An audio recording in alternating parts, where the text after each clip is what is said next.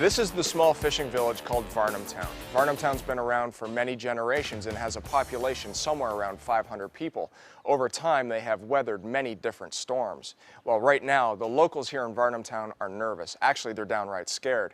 They fear that they're literally watching the death of their fishing culture in this global economy. I live in Varnamtown, North Carolina. It's a very quiet little town, about 500 people, I think. That's the total population.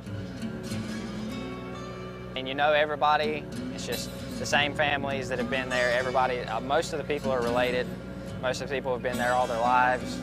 My dad, as far as I know, was one of the first shrimpers in Varnamtown. He shrimped till he probably 75-year-old, and I started shrimping full time when I was 27-year-old. So I've been in it about 40 years. And away they go. Shrimping's a big thing in the community. A lot of people live off, like, not just shrimping, but like the river and everything.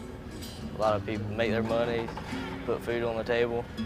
The way Varnamtown was, I don't know if it's in trouble, but it's going to change dramatically. There's no more boat building. The boat building industry's gone. If you get a new boat, you're going to have to go somewhere else to buy it. There's not enough money in the industry to buy the boat and feed a family.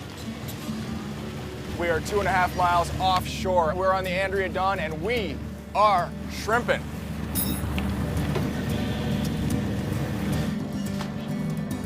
At the peak of it, we had more boats than we had ground to catch. But due to the high fuel prices and low shrimp prices, a lot of people was retired and got out of it and gone busted. And so the pressure that's put on the bottom is less now than it was. And the shrimping is probably as bad as they've been, or worse than they've been. These boats burn like something like 12 gallons an hour, this boat, and that adds up a lot. $2.50 a gallon. That takes half of your profit away. People can buy them and have them imported over here for so much cheaper than they can buy them off our boats, and then turn around and sell them for the same price because people don't know what they're buying. These will get as big as these, and that's just, that's great. It's too bad to see that this industry's dying out here. There could be a slight hope of it continuing, the fishing industry. What it would take would be, they're gonna have to limit the amount of shrimp that can be imported. They're gonna have to make it more strict. Then they're gonna have to make their prices more competitive with our prices. And the prices of fuel are gonna have to come down some. There's enough profit left in it that you can make a living, but you couldn't, a young person couldn't go buy a new boat and pay for it the way it is now. It'll be a struggle. I don't know where you could do it, but it would be a struggle. My son shrimped with me 30 years, and the future of it looked bad enough that he quit and got a job on the hill. And his sons and my daughter's sons, they working with me now, but to them it's just a part-time job. I don't really know exactly what I want to do, but it's definitely not this. Maybe if I'd have grown up in a different time, this would have been a more valid option, but it just seems like it's going away.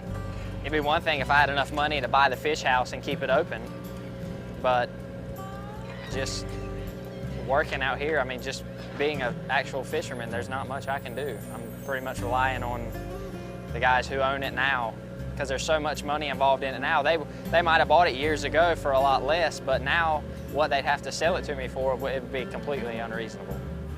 I have no ambition or plans to help them get in it because they got no ambition or plans to do it. So probably when I get rid of this boat or die and leave it, that'll be the end of it. He's excited. He can't wait to get in the fish.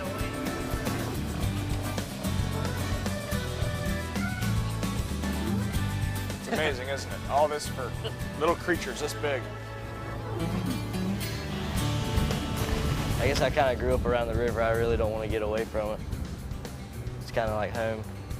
If you've ever been on a boat and you've been around the water, I see people that's had done it, left, and went off for years, but anytime they'll see a shrimp boat, they'll come look at it. They'll come around and talk to you. Say, my granddaddy or me, we had a boat. So it's something that, in a figure of speech, it gets in your blood. And a lot of it's good. It's an honest way to make a living. You own boss, there's freedom in it. So I'd hate to see it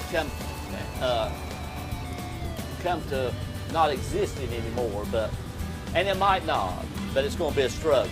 Things is going to have to change, and it's going to be a struggle if it doesn't cease. If you live to shrimp, you might make it. If you shrimp to live, you're going to bust it. That's about what it amounts to.